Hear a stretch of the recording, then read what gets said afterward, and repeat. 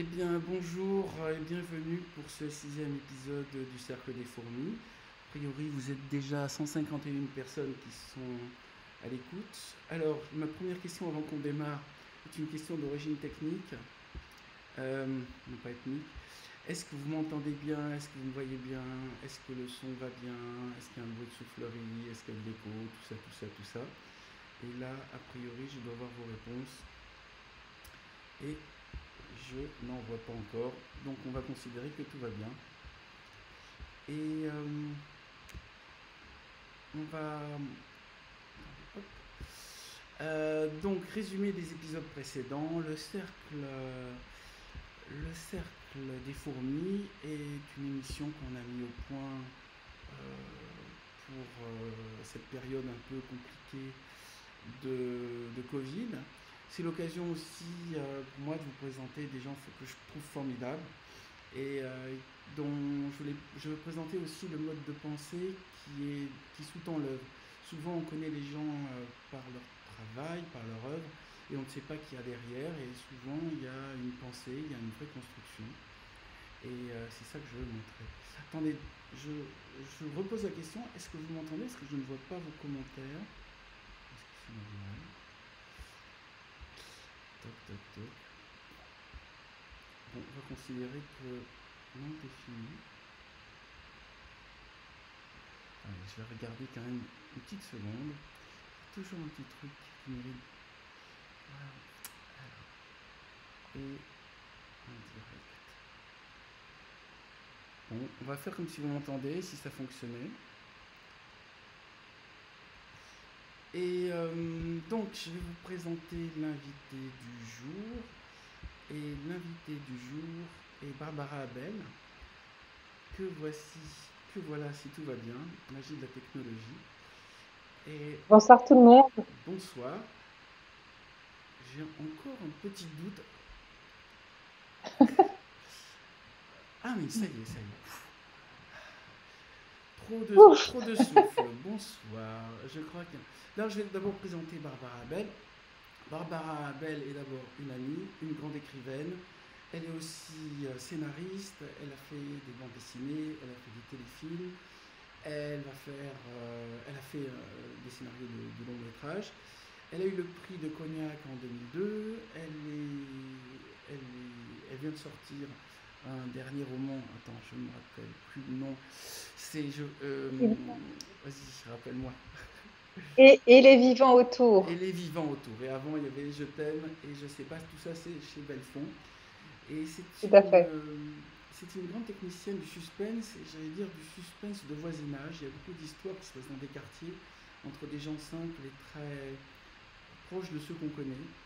Et elle montre comment la tension peut déraper, enfin, une tension, un suspense peut déraper sur des broutilles, et ça peut prendre une ampleur terrible. Alors, bienvenue au Cercle des Fourmis, Barbara. Et Merci. ma première question est qu'est-ce qui te fait lever le matin? Mes enfants, hein, tu sais, je suis quelqu'un de très ordinaire. Il faut aller les conduire à l'école. Non, sinon, je suis une lève-tôt en fait. Et c'est vrai que j'aime bien avoir la journée devant moi et j'aime bien. Je suis quelqu'un du matin. C'est-à-dire que j'écris beaucoup enfin j'écris bien et de manière efficace le matin. Quand mon cerveau est tout frais. Et en général, vers midi, 1 heure, j'arrive à la fin de mes capacités et donc l'après-midi est consacré à d'autres choses. Mais le matin, c'est le meilleur moment pour écrire. Donc c'est ce qui me fait lever le matin, même quand mes enfants ne vont pas à l'école. Je crois qu'il y a deux sortes d'écrivains, c'est ceux qui travaillent le matin et ceux qui travaillent le soir. C'est pas du tout la même Ouais, énergie. Il y a l'énergie du soleil qui monte et l'énergie du soleil qui a disparu. L'avantage du soir, moi je suis comme toi du matin, c'est que souvent il y a moins de coups de téléphone et il y a moins de gens ouais. qui essaient de te Et c'est- contacter parce qu'on considère qu'à partir de Exactement. 20 h il y a extinction de C'est vrai conscience. que le soir et la nuit, t'es seul au monde. Enfin, t'as plus de choses parasitaires qui viennent te déranger. C'est vrai que le matin, t'as souvent des choses, enfin, où tu dois répondre à des mails, ou c'est vrai que c'est compliqué. Donc, il faut faire l'effort quand tu es du matin de couper ton téléphone, de pas aller voir sur Facebook, d'essayer vraiment de faire table rase et puis de te concentrer sur ton boulot. Et là, actuellement, tu travailles sur quoi? Alors, je travaille sur mon prochain roman. Enfin, je travaille sur deux choses. Je suis en train de donc terminer une série pour le scénario d'une série pour la télévision belge, Hmm. qui est ben, ce que je fais, hein, un thriller domestique, psychologique. Thriller Et donc, domestique, ça ça te fait... définit bien, thriller Ouais, ouais, domestique. ouais, Ça fait ouais, bien. j'aime bien un thriller domestique, j'aime bien. Et voilà, ça fait. Donc là, je travaille pas toute seule, je travaille avec une co-scénariste qui s'appelle Sophia Perrier, Mhm. qui elle est une vraie scénariste, parce que moi, je suis pas une vraie scénariste. J'ai appris beaucoup, beaucoup à travailler avec elle. Et surtout, j'avais jamais écrit une série. En fait, c'est une mini-série de 6 fois 52 minutes. C'est vraiment une écriture et un exercice, mais totalement différent du roman. Donc, on avait vraiment chacune nos atouts. Elle était très efficace dans l'écriture scénaristique, la construction des intrigues, la construction des personnages au niveau visuel. Et puis moi, j'avais cette liberté, peut-être elle avait moins, parce elle restait fort dans les codes de la série. Mhm. Et voilà. Et donc, ça fait 2 ans et demi qu'on travaille sur cette série qui arrive. On arrive à la fin du scénario et bonne nouvelle, hier, on a obtenu ce qu'on appelle le Green green light. light, c'est-à-dire le feu vert, c'est-à-dire que cette série va se tourner pour de vrai. Donc là, je suis toute heureuse. Et puis, ben, j'ai commencé la rédaction de mon prochain roman. Alors là, je rame beaucoup plus. Et comme souvent au début d'un roman, hein, bah, quand tu dois tout trouver, tu as l'idée de départ et puis tu dois tout trouver, les personnages, c'est qui, quel âge, quel milieu social, quel métier, comment ils bougent, comment ils parlent, il faut tout définir. Donc chez moi, les débuts sont toujours très laborieux, très lents, je dois faire des choix, je dois procéder par élimination et donc, c'est toujours laborieux. Donc, je suis dans cette phase laborieuse du début de roman. Alors attends, là il y a tout le monde qui me dit qu'ils m'entendent pas bien. Alors, Ah c'est zut. dur de rester Et moi, on constant. m'entend? Toi on t'entend parfaitement. Mais de notre côté, il y a une première solution qui consisterait à ce que je dise plus rien. Et comme ça, on Ah t'entend bien. non, non, non, tu me Attends, fais pas ce ouais. coup-là, Bernard. Est-ce que. Ah ouais. Alors, bonsoir de Montréal, nous on entend tout. Mets-toi plus près du micro, Bernard, on ne t'entend pas.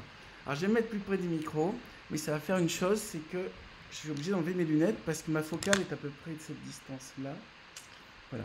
Donc, voilà, j'enlève mes lunettes. Du coup, je me reconnais à peine.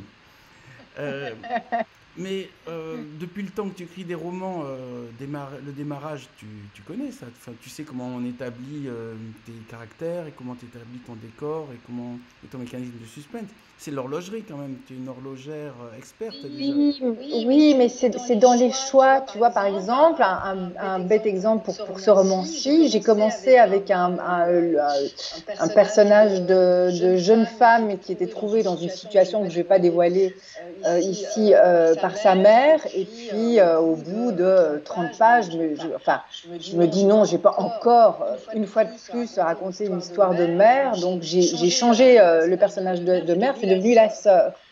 Tu vois, donc bon, j'ai pas dû trop corriger parce que c'était encore très général comme description. Mais voilà, ça change quand même les choses. Et c'est dans les choix que tu fais, tu vois. Par exemple, je sais qu'il y a des personnages de la famille du compagnon. Voilà, le compagnon, que fait-il comme métier? Quel genre d'homme est-ce? Quel âge a-t-il? Quelle est la façon dont il parle? Et donc, chaque fois, les idées me viennent. Et en fait, le truc, c'est de trouver ce qui va mettre la situation au mieux de sa forme. C'est-à-dire, est-ce que c'est plus intéressant d'en faire un homme d'affaires? Est-ce que c'est plus intéressant d'en faire un artiste? Est-ce que c'est plus intéressant d'en faire un fonctionnaire, tu vois? Et donc, voilà, ça prend du temps. Ce sont les choix qui prennent du temps. Choisir, c'est renoncer. Exactement. Choisir, c'est renoncer. Mais je trouve que c'est le plus grand plaisir de ce métier. En fait, c'est une fonction démiurge, c'est-à-dire qu'on crée un monde à partir de rien. Donc à partir de là, vu que tout est possible, dès que tu fais un choix, tu te limites, c'est-à-dire tu t'empêches de faire des choses. Exactement, Mais tout à fait. Mais au tout début, tu es Dieu. On est Dieu, Bernard. Oui, mais on s'aperçoit qu'être Dieu, c'est pas un job facile. Voilà, exactement. Parce On a des libertés, mais du coup, on a des devoirs l'un des aussi. devoirs consiste à être cohérent. Et moi, je sais que j'aurais rêvé d'avoir une script ou un script à côté de moi, parce que je pense que sur la masse de matière qu'est un roman, il y a forcément des moments où je ne vois pas que tel personnage étant fatigué, il ne peut pas gravir une montagne, ou que tel autre ayant un vêtement de couleur rouge est forcément plus visible que les autres. Et un regard Exactement. extérieur pourra le voir. Normalement, c'est l'éditeur qui fait ce travail. Oui, mais tu vois, quand tu relis, enfin voilà, je t'apprends rien, mais on relit beaucoup et quand même la majorité, par exemple, aujourd'hui, j'ai relu une description d'un personnage où je décrivais le personnage avec une barbe et puis un peu plus loin, je décris la cicatrice qu'il a au menton. Et en fait, la cicatrice qu'il a au menton, on peut pas la voir puisqu'il a une barbe.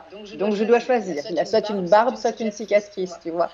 Donc ouais, c'est ça. Après, finalement, quand tu prends un peu de recul et que tu relis, quand même, tu trouves pas mal d'incohérences et tu arrives quand même à les corriger de toi-même. Je crois qu'il n'y a pas de roman parfait. C'est-à-dire, si tu regardes bien tous les romans, tout ce qui a été écrit, il n'y a aucun moment où il n'y a pas quelqu'un qui, quelque part, n'a pas laissé une coquille.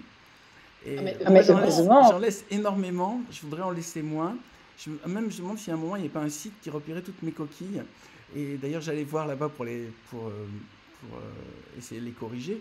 Mais il y a, Dieu, de son roman, c'est un métier dans lequel on ne peut pas être parfait. Donc, il faut tendre à Non, être le non. moins mauvais possible.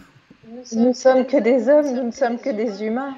Mais en plus, tu as beau, parce que allez, sincèrement, le travail éditorial, la plupart des éditeurs font quand même très bien leur boulot. Il y a quand même toute une équipe de correcteurs. Je ne sais pas combien de fois le roman est relu, corrigé par différentes personnes. Et dans un roman, un de mes romans, par exemple, on m'a signalé une répétition, mais d'un mot, genre, je sais pas, portefeuille, ou verre de vin, enfin, tu vois, un mot quand même conséquent. Et le mot était deux fois dans la même phrase, mais sur la même ligne. Enfin, c'était un truc que je me suis demandé, mais comment est-ce que personne ne l'a vu? Et personne ne l'avait vu, et moi non plus, je ne l'avais pas vu. Et donc voilà, on n'est que des humains, justement, on n'est pas Dieu. Mais je trouve que c'est ce qui fait aussi le charme du roman et le charme de Il y l'écriture. a aussi une chose chez les correcteurs, parce qu'en effet, normalement, il y a au moins 4 ou 5 personnes qui finissent par regarder. Euh, mais moi, je ne sais pas si tu as remarqué ça, mais moi, dès que je remets des formules scientifiques, voire des chiffres, juste des nombres, même pas. Chacun considère que, étant des littéraires, ils ne comprennent rien au nombre. Donc, par exemple, j'ai mis des énigmes avec 1, 1, 2, 1, 2, 1, 3, 2, 1, comme ça. Donc, il fallait juste recopier. Il n'y en a aucun qui est arrivé à le faire. Et au final, j'étais tellement persuadé qu'il suffisait de recopier les chiffres que j'ai pas pensé à regarder. Et c'est quand c'est sorti que je me suis aperçu qu'ils n'ont pas été foutus de recopier les chiffres. Ouais, Dès que non, tu et leur ça, poses. non, mais tu restes quand même le seul maître à bord, enfin le dernier maître à bord, et c'est quand, enfin, tu dois tout vérifier, quoi. Ouais, Tu mais il y dois. a un moment où on C'est en a d'ailleurs, marre. je trouve, le côté, tu sais, quand donc déjà le roman, tu l'as écrit, Mhm. voilà, mais tu le relis, il y a différentes étapes, tu vois, dans le travail éditorial. Tu le relis après les corrections de ton éditeur, puis après les corrections des correcteurs, puis après le passage à la fabrication, et puis enfin, tu relis quand même, je sais pas combien de fois, 5, 6 fois entièrement le roman, et il y a un moment où tu peux plus le voir en peinture, ce roman, Voilà. c'est vraiment, t'en as marre de ces personnages, t'en as marre de ces phrases, tu les connais par cœur, et donc je crois que c'est justement le moment où ton regard zip, tu vois, sur les phrases, et il ne fait plus le job comme il devrait le faire. Ben, À mon avis, c'est pour ça, en ouais. public, on en a marre de relire.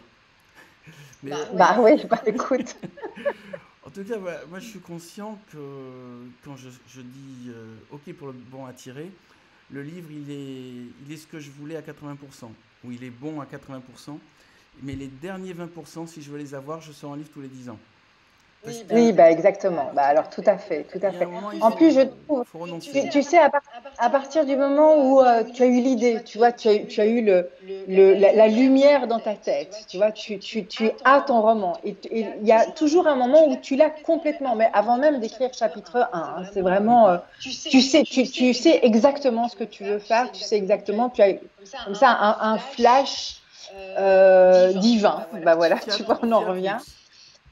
Et en fait, évidemment, tu n'arrives jamais à ce truc-là. Jamais, jamais. Enfin, oui, 80%, c'est déjà bien. Moi, je ne sais pas si j'arrive aux 80% de l'histoire et de la façon dont j'avais prévu de le raconter et de le présenter et des magnifiques phrases que j'avais prévu d'écrire, tu vois.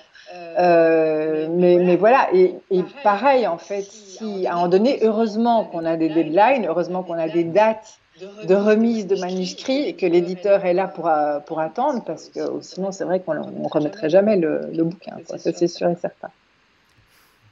Alors, il y a encore des remarques qui me disent que le son est insupportable. L'écho est Ah, zut. dans la ville aussi, il y a des coquilles. Est-ce que vous entendez vraiment si mal que ça? Attendez, je regarde. L'écho est conséquent. Est-ce que l'écho c'est chez moi et chez Barbara ou c'est que chez moi? Difficile à suivre à cause du son. Il y a un bug ou alors c'est ma connexion qui déconne. Je n'ai pas pu poster de commentaire. Alors, juste une chose. Si je mets les écouteurs, parce que je parle à 155 personnes, si je mets les écouteurs comme ça, un, 2, 3, est-ce que ça marche, est-ce que ça marche mieux? C'est quasi inaudible. Alors, il y a de l'écho chez la dame. Moi, j'entends très bien. Oui, juste toi, Bernard. Alors, juste une chose. C'est juste toi. Non, c'est chez Barbara qu'il y a de l'écho. Est-ce que tu as une. Il y a de l'écho chez Barbara. Chez moi, ça peut aller. Non, ça a changé. Est-ce que chez toi, tu as un appareil allumé en Non, dehors de celui que tu utilises? non, non, non.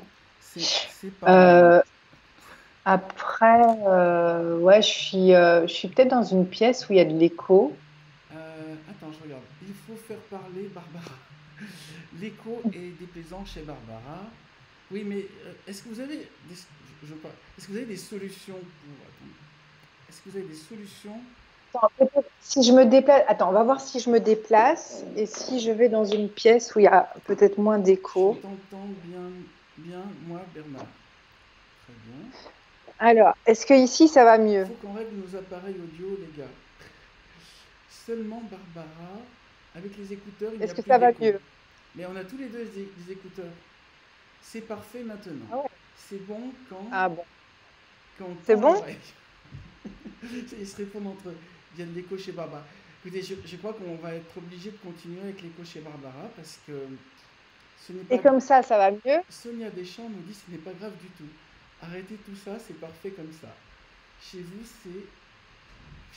Attends. Barbara, c'est parfait. Ça, c'est une sortie qui vient de ton ordinateur. Il fallait que tu fasses un micro-casque et pas un micro. Ben, un micro. Ben oui, mais c'est ce que j'essaye de faire. Je sais pas. C'est ta sortie d'ordi, en fait, on entend ton ordi. Donc dès que tu t'éloignes, on t'entend plus. Donc il vaut mieux que j'enlève le casque? Non, il vaut mieux que tu gardes le casque, mais il faut que tu trouves que ta sortie d'ordi, ton micro D'accord. Ordi, tu vas le couper complètement. Est-ce que ça va mieux pour moi, chez moi? Alors il paraît que pour toi ça va très bien et moi c'est le micro qui pose des C'est problèmes. pas si foutu. Mais je crois que vu qu'il y en a certains,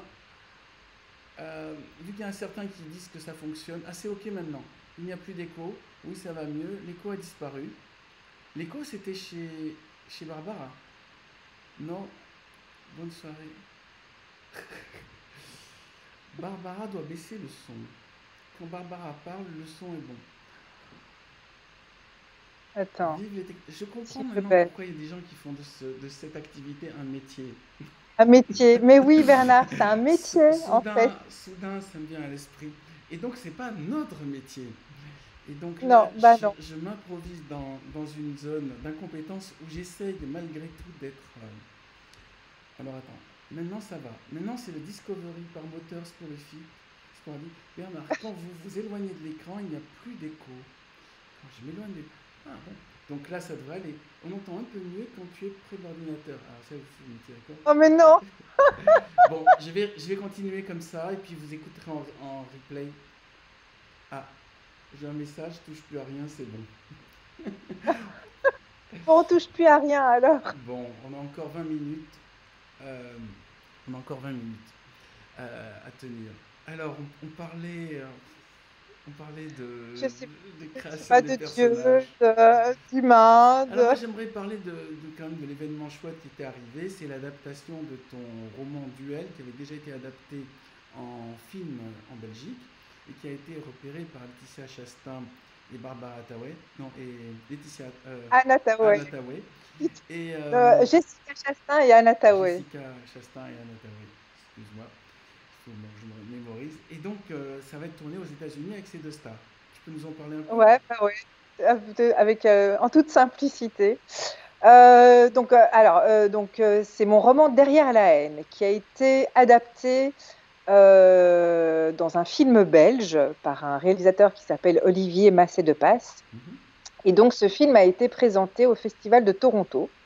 Et dans la salle, il y avait Jessica Chastain qui a donc visionné le film et qui a adoré le film. Et donc, dès la fin de la projection, donc je vous parle de ça, c'était en 2018. Et dès la fin de la projection, a foncé sur le réalisateur. Il lui a dit qu'elle voulait en faire un remake et qu'elle voulait que ce soit lui qui réalise ce remake et qu'elle voulait évidemment jouer dedans. Et comme... Ah merde, ah merde, attends. Ça a tourné d'un coup. Euh, Désolée, désolée, il euh, y avait j'ai reçu c'est bon. Ah ouais. un appel sur WhatsApp, tout s'est arrêté à un moment donné. C'est les Enfin bon, joies soit. de la télécommunication. Vas-y. Ouais, ouais, parce que c'est mon téléphone là, donc voilà. Donc, tu as reçu un appel. Euh, et Non, donc, de vas-y. mon éditrice en plus, je suis désolée. Non. Donc, c'était à Je Toronto. l'ai, À et Toronto. donc voilà, donc Jessica Chastain a une une boîte de production qui a racheté les droits de remake du film. Donc je précise tout de même qu'ils n'ont pas racheté les droits du livre parce que le livre n'est pas traduit en anglais, donc en fait Mm. elle n'a pas pu racheter, enfin elle n'a pas racheté les droits du livre, elle a racheté les droits de remake. Mais comme c'est avec le réalisateur belge, le producteur belge fait partie de l'aventure. Et comme elle est très très copine avec Anna Thaoué, elle lui a montré le film et Anna Thaoué a dit qu'elle... Parce qu'en fait, il y a deux personnages féminins principaux dans cette histoire et donc elles vont toutes les deux interpréter les deux personnages féminins principaux. Donc ce qui est un truc quand même assez dingue parce que, l'air de rien, ça rejaillit quand même sur moi Mais toi, tu as rencontré euh, donc les actrices. Tu as rencontré Anna Tawai, je crois. non, non, non, non, j'ai rencontré personne encore, mais c'est vrai que je suis maintenant quand même assez proche Du du réalisateur. réalisateur. On est quand même copains. Et donc, je lui ai fait me promettre qu'il m'embarquait avec lui dans l'aventure et que j'allais pouvoir. Parce qu'en fait, dans le film belge, je fais une figuration, tu sais, une apparition à la Hitchcock. Là, à un moment donné, je passe, on me voit. Et donc, j'ai dit que je voulais le même rôle dans le remake américain que dans le film belge, c'est-à-dire, évidemment, ben, être sur le tournage et voir un peu cette aventure de plus près. Vu que c'est le réalisateur, donc c'est lui qui peut décider. Voilà. Et donc, pour la petite anecdote, il en a parlé à Jessica Chastain, puisqu'il Voilà. était, enfin, il est quand même assez, enfin, régulièrement en contact avec elle par Skype. Et donc, il lui a dit que l'auteur du roman voulait venir sur le tournage et faire une figuration. Et elle a répondu, What a lovely idea! Voilà. Tu l'imites très bien. Ouais. Bah, c'est comme ça qu'il me l'a décrit, hein, parce que moi, j'étais pas là quand il lui a parlé. C'est vrai qu'il y a un cinéma belge que je trouve beaucoup plus innovant que le cinéma français qui souvent se cantonne aux comédies. Le cinéma belge est un peu plus audacieux au niveau des scénarios notamment. Et je sais, j'adore, je me rappelle, il y a des jeux d'enfants, j'ai trouvé une super structure et tout ce qui est autour de Benoît, je sais plus comment il s'appelle, Van Der, je sais plus quoi, celui qui avait fait Toto, le héros, Ah, Jaco van der Male. Jaco Van Der, voilà. Je trouve que c'est Ouais. extraordinaire et ça, malheureusement, on n'en a pas en France des trucs aussi dingues, aussi rigolos. Ouais, je sais pas trop. Si vous avez, si, vous avez quand même Je l'ai. un cinéma bien déjanté aussi, mais c'est vrai que c'est pas. Non, c'est Mais tu souvent des sais, drames bon, sociaux, mais il n'y a pas beaucoup de trucs un peu fantastiques, un peu. qui sortent des sentiers battus. Je trouve les Belges beaucoup plus audacieux au Euh, niveau de Ça l'audiovisuel. doit être, ouais, je crois qu'il y a aussi une prise de risque que les producteurs belges sont prêts à prendre. Je sais pas. Par exemple, l'aventure que je suis en train de vivre là, avec l'écriture de la série pour la télévision belge, c'est vrai que d'en avoir discuté avec nos comparses et collègues, genre Franck Thié, Nico Taquian ou Mhm. même Laurence Calès, voilà, qui sont des scénaristes français, enfin, qui travaillent sur des séries. J'ai l'impression qu'ils sont beaucoup plus tenus et beaucoup moins libres que nous. Moi, enfin, Sophia, ma co-scénariste et moi, là, sur la série qu'on est en train d'écrire, on a eu une immense liberté, mais vraiment une grande liberté. On a fait pratiquement ce qu'on voulait et la chaîne nous a toujours suivis, nous a bien secondés, bien suivis. Et c'est vrai que cette liberté permet voilà, cette audace que apparemment en France, en tout cas au niveau des séries, les chaînes françaises sont beaucoup moins prêtes à faire, ont l'air beaucoup plus frileuses, d'après ce que Nico et Franck m'ont raconté. Parce qu'en France, ils veulent avoir un consensus pour avoir les publicités, alors qu'en Belgique, ils sont plus, comment dire, ils sont plus dans la prise de risque et l'originalité pour précisément essayer de proposer autre chose. Moi, je me rappelle quand j'étais jeune, une chose me manquait beaucoup, c'était les Monty Python, et on pouvait le voir que Ouais, en ben, Belgique. Et je me suis dit, putain, il n'y a pas ouais. une seule chaîne française qui peut oser faire un. Parce qu'ils avaient tellement l'impression que c'était un truc typiquement british, alors que sinon c'est universel. Pour moi, les Monty Python, c'est ce qui s'est fait de plus rigolo dans l'audiovisuel. Et quand les premières versions sont arrivées enfin en France, où on pouvait les charger, c'était avec de l'accent belge, c'est-à-dire que le, les traductions ou les machins, Et le doublage, oui, il y avait des versions doublées, je sais pas, ouais. Mais en tout cas, les bah, Monty t'as Python, le doublage canadien, le ouais, doublage voilà, c'est ça. belge. Mais je trouve qu'il y a un côté surréaliste et un côté ouvert sur la science-fiction et le fantastique en Belgique qui nous manque vraiment en France, où on est trop dans le psychologique et le social. Mais c'est une vision. Et même la créativité qu'il y a dans la bande dessinée, est quand même, l'école belge est quand même fabuleuse. D'ailleurs, toi-même, je crois que tu as fait des bandes dessinées. Donc oui, j'ai écrit le scénario d'une bande dessinée ben, avec le papa de mes enfants, donc qui est dessinateur de bande dessinée, qui s'appelle Gérard Goffo. Mhm. Et c'est vrai qu'on s'est lancé bah, à un moment donné, on se dit, bah, pourquoi pas, hein, je fais le scénario, il fait les dessins. Bon, ça a été une aventure qui a tourné court parce que c'était une histoire qui devait se faire en 3 tomes. Et puis, les 2 premiers tomes se sont pas du tout vendus, donc le troisième tome n'a absolument pas, enfin, n'a jamais vu le jour.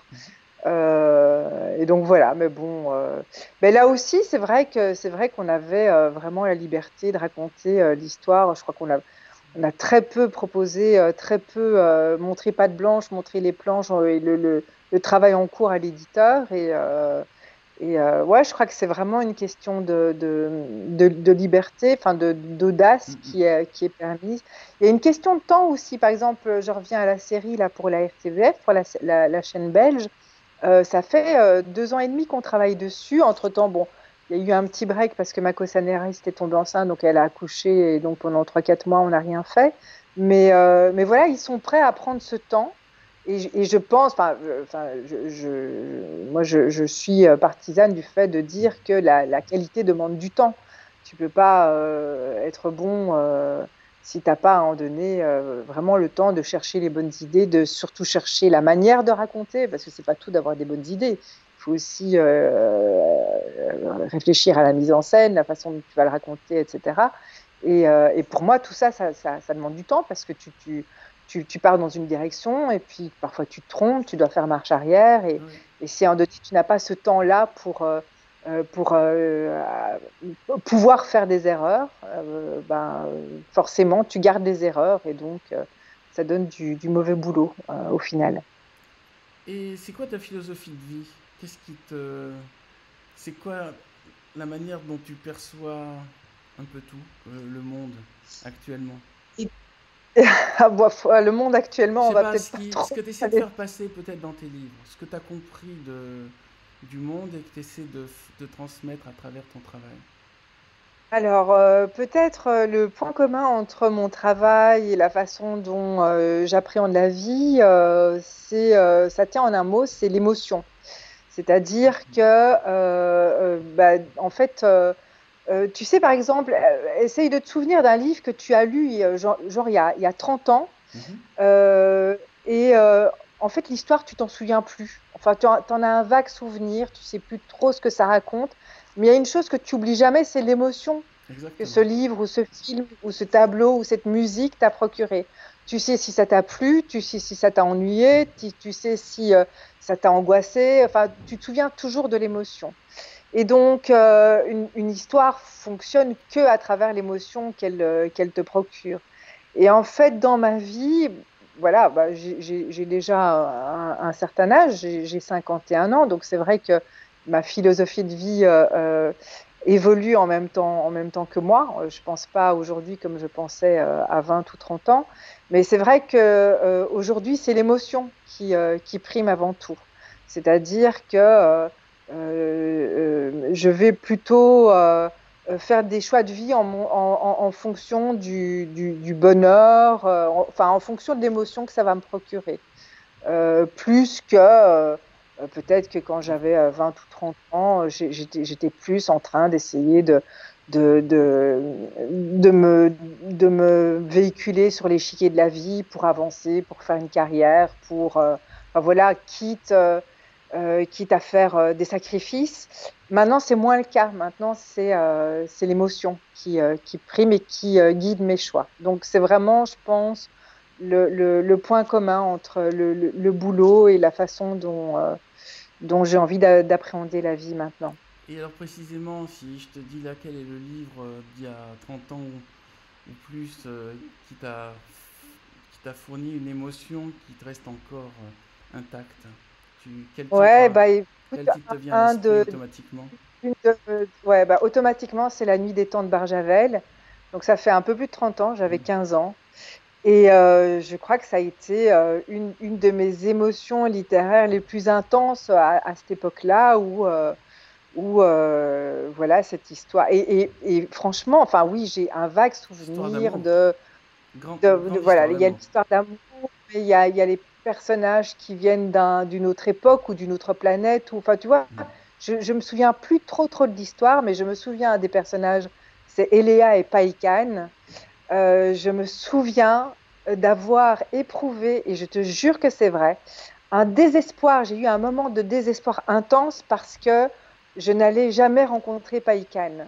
C'était impossible, tu vois, de Mm. rencontrer Païkan, puisque déjà, bah, c'est C'est un un personnage personnage de roman. littéraire, il n'existe pas.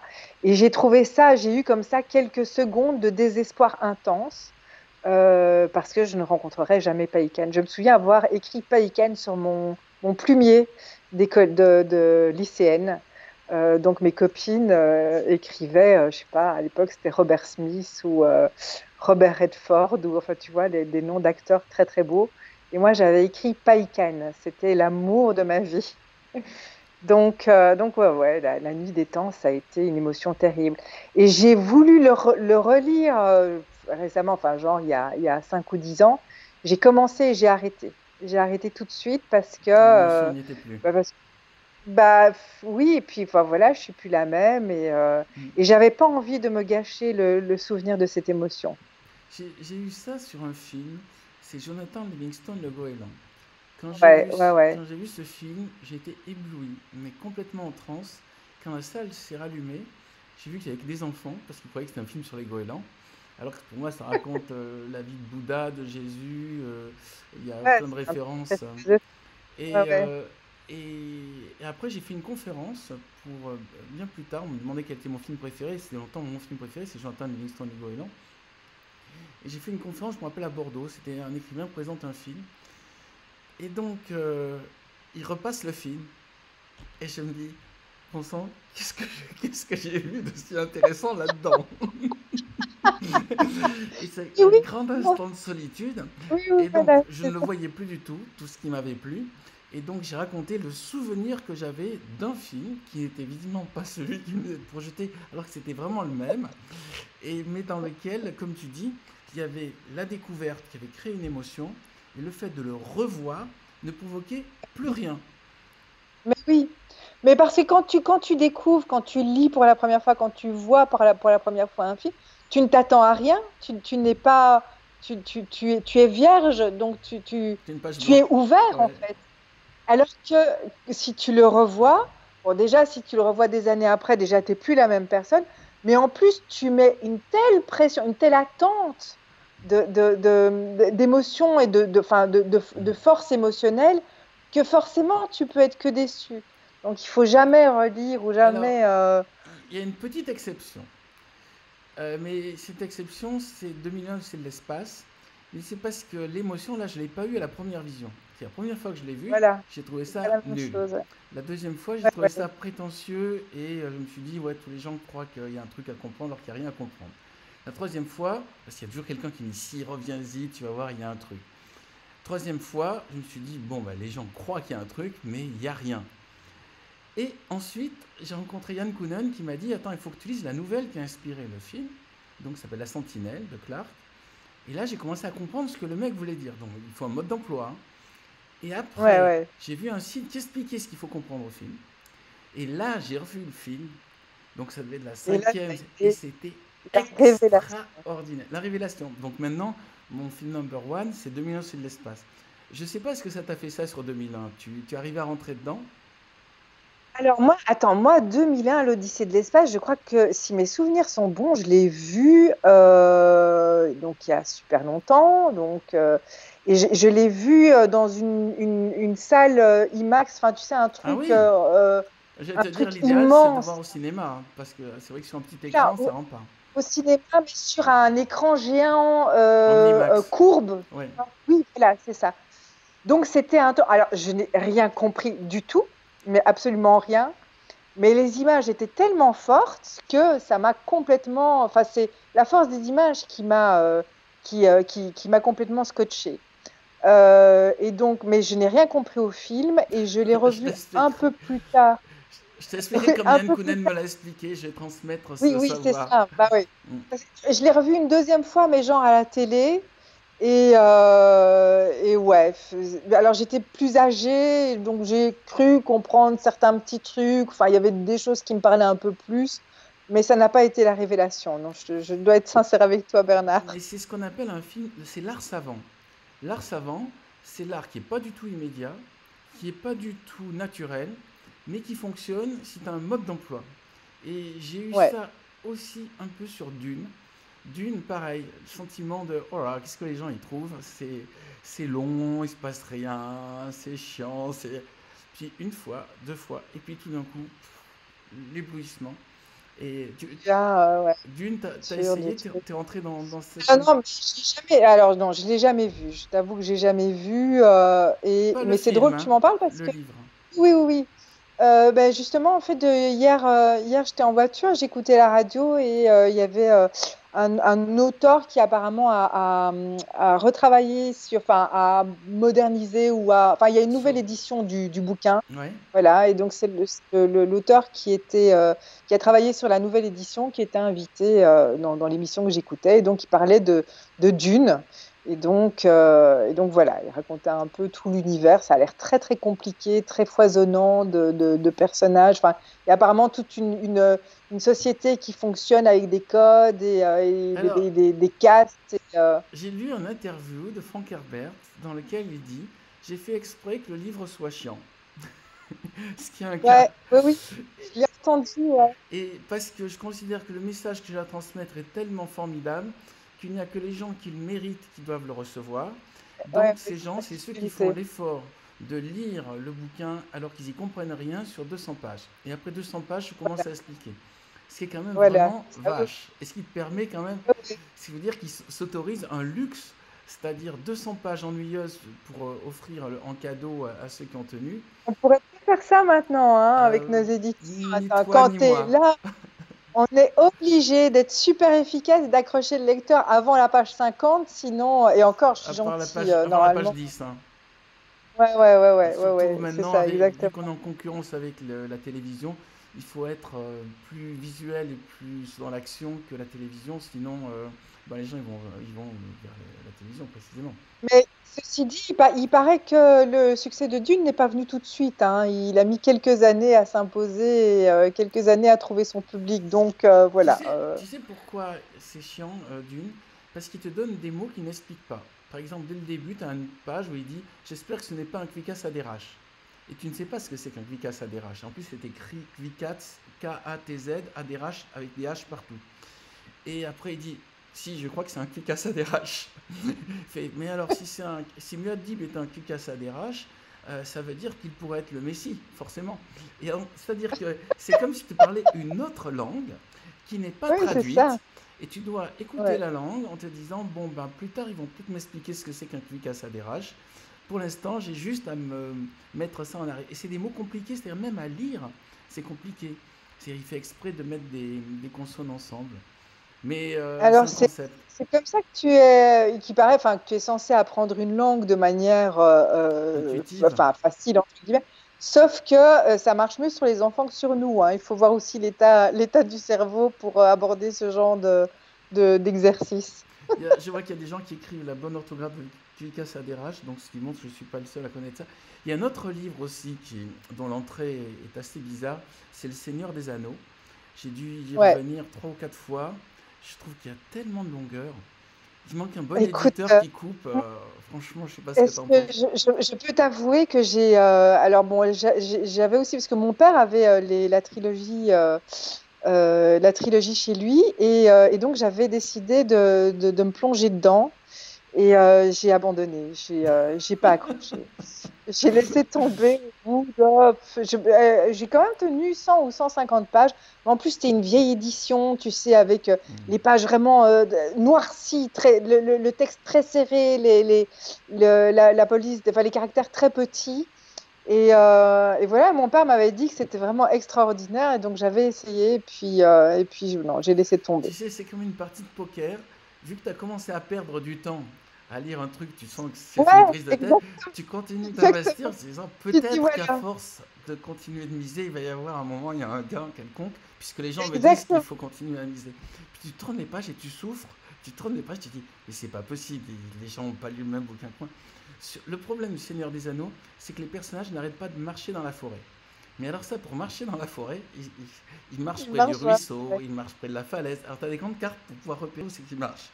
Puis là, ils sont fatigués et ils font un petit bivouac. Et après, le lendemain, ils reprennent la marche. Mais là, ils prennent un sentier, ils évitent un endroit qu'ils savent dangereux. Et là, tu t'aperçois que la promenade dans la forêt, ça fait 300 pages que tu t'attapes et il se passe toujours Oui, rien. c'est exactement ça. Mais je vais être moins poétique que toi. Comme quand tu attends au téléphone pour parler à une administration et que tu attends 5 minutes, 10 minutes, un quart d'heure, 20 minutes. Et à un moment donné, tu as envie de raccrocher, mais ça fait 20 minutes que tu attends.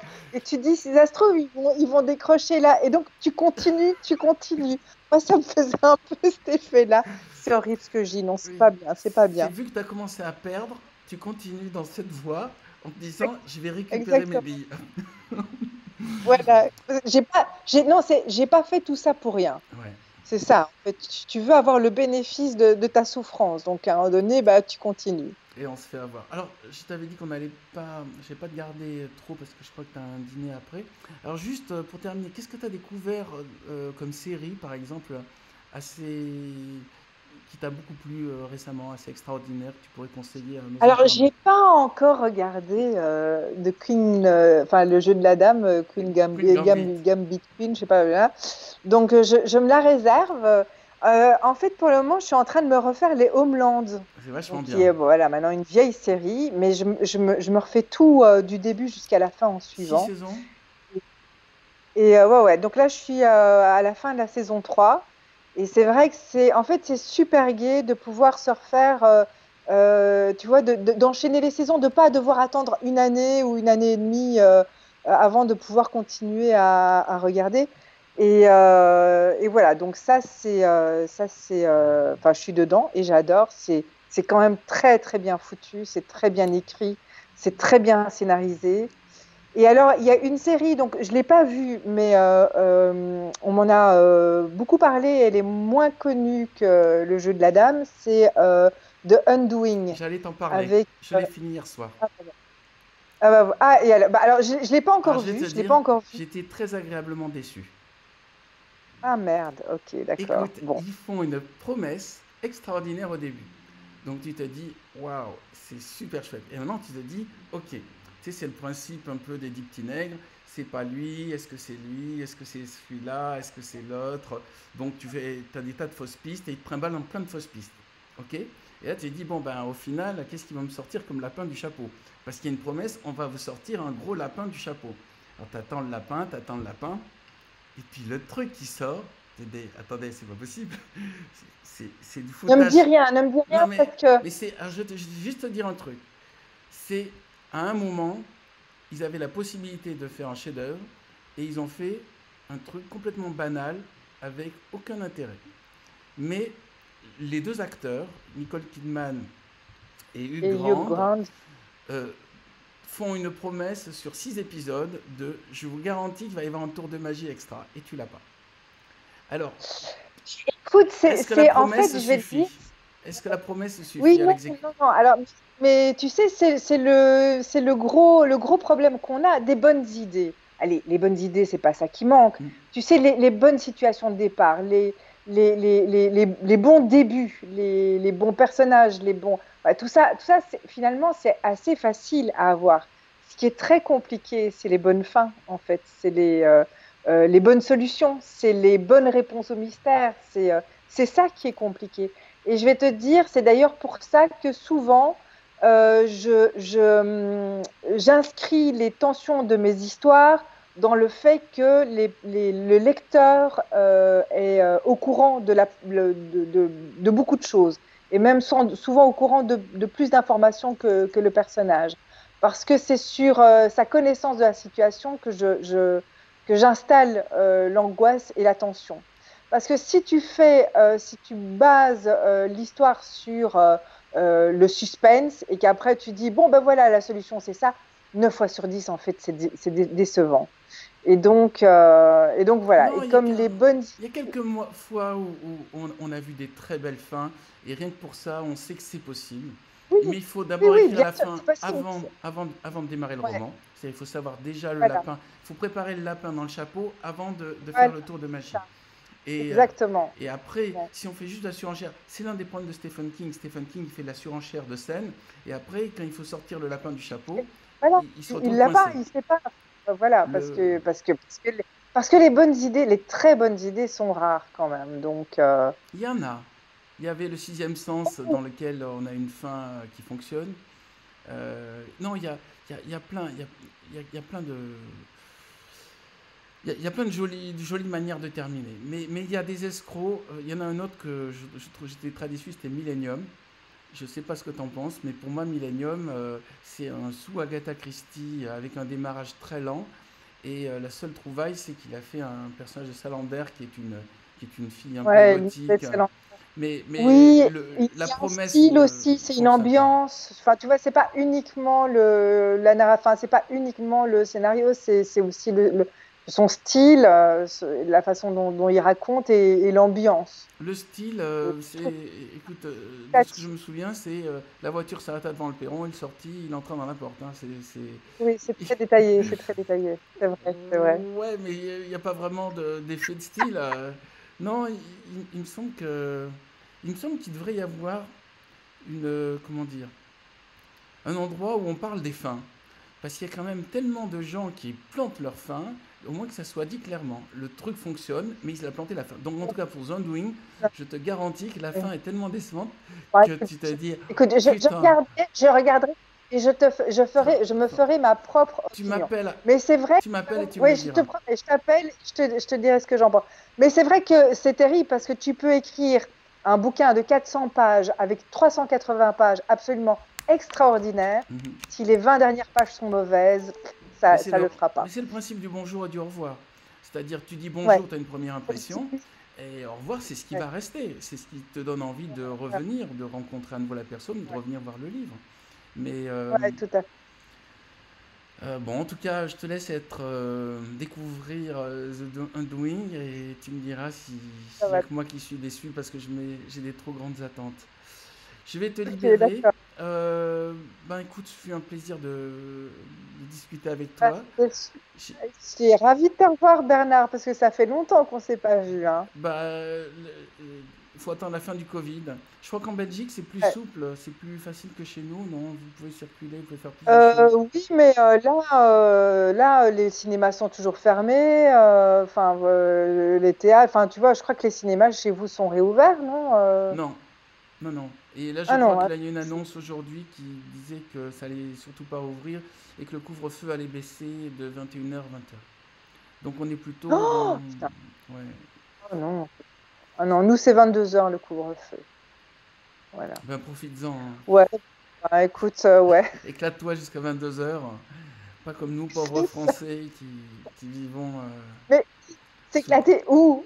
Explique-moi où on peut s'éclater. Il n'y a plus de resto, il n'y a plus de bar, il n'y a plus de cinéma, il n'y a plus de théâtre. Ben, Il fait froid dehors. sur Internet, là, avec, je sais pas, les 130 personnes qui sont restées jusqu'au bout, malgré les Ah, conditions super. abominables de son. Après, Merci beaucoup à vous tous d'être restés malgré le son. bon, Bon, ben, je moi t'embrasse, aussi, Bernard, parce que ma copine va arriver. Elle doit partir à 22 heures. Donc, passe une bonne soirée et à merci bientôt. beaucoup. Et tu me diras À ce que très tu vite. penses de l'andouille. Je t'appelle, je te promets. Ciao. Ouais, bisous, Bernard. Merci, hein. Ciao.